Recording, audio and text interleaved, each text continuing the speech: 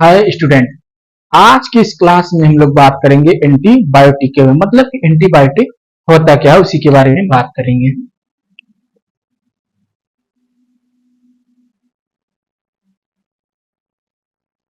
Antibiotics मतलब कि कई दवाइयां। एंटी का मतलब होता है विरोधी। विरोधी किसका? रोग का। एंटीबायोटिक जो होता है वो रोग का विरोधी होता है। एंटीबायोटिक लेते क्यों हैं? ताकि जो हमारे अंदर बीमारी है, जिस प्रकार की बीमारी हमें ग्रस्त की है, उसी को ठीक करने के लिए। तो एंटीबायोटिक जब भी लेना या कोई भी मेडिसिन जब लेना तो बगैर डॉक्टर की सलाह का कोई मत लेना, क्योंकि जानते हैं सब अपने अपने फील्ड में महारत हासिल किए होते हैं। डॉक्टर जो होते हैं वो मेडिसिन में महारत हासिल किए रहते हैं। इंजीनियर जो होते हैं वो अपने फील्ड में महारत हासिल किए होते हैं। मास्टर जो होते हैं वो टीचिंग में महारत हासिल किए रहते हैं। ये सब क्या होती है? क्वालिटियां होती है, जिस प्रकार से उनको फेस करना रहता है उस प्रकार में वो महारत हासिल करते हैं।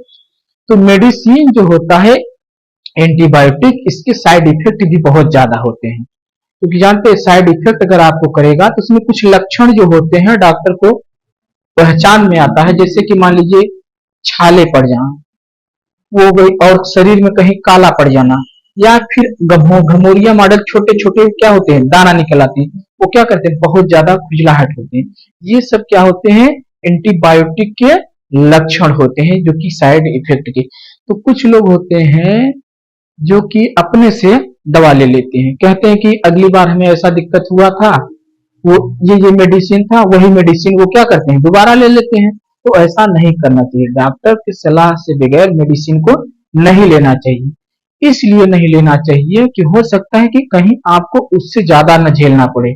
इसलिए कहा गया है कि दवा खाइए, सॉरी, खाना खाइए दवा की तरह, वरना कभी जरूरत पड़ जाएगी तो खाना खाना पड़ जाएगा, दवा खाना पड़ जाएगा खाने की तरह। तो डॉक्टर की सलाह से ही दवा लीजिए। तो जो मान लीजिए एंटीबायोटिक, एंटीबायोटिक इसलिए दिया जाता है कि मान लीजिए कहीं आपको कट लग गया या फोड़ा हो गया, तो उसको क्या करते हैं, रिकवर करने के लिए, जो कि आपकी बॉडी सक्षम पूरी तरह से नहीं होती है उसको रिकवर करने के लिए, कि उस घाव को क्या करे, रिकवर कर सके, पूरा कर सके।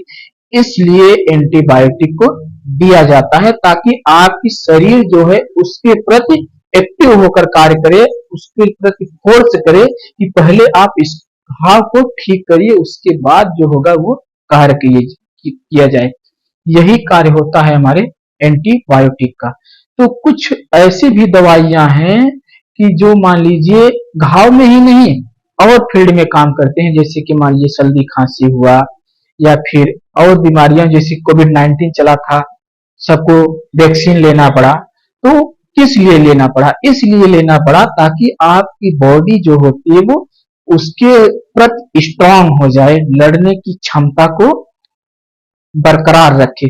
और ये बात ये भी जान लीजिए कि फीवर जो होता है वो हर एक इंसान को 6 महीने साल भर में होना अनिवार्य होता है। इससे क्या होता है जानते हैं? आपकी जो बॉडी होती है वो अपने आप को तैयार रखती है कि अगर कभी भी हमें दिक्कत होगी तो हम उससे लड़ने के लिए क्या है, सक्षम है। और जिसको फीवर वूवर नहीं होता है 6 महीने साल भर में, जब भी होगा तो उसको इतना तेज होगा कि वो कंट्रोल नहीं कर पाता है। क्यों? क्योंकि इसकी शरीर जो होती है वो अपने आप को प्रिपेयर नहीं कर पाती, अपने आप को तैयार कभी नहीं की रहती है कि हमें अगर कभी दिक्कत होगा तो हम अपने आप को बचा सके।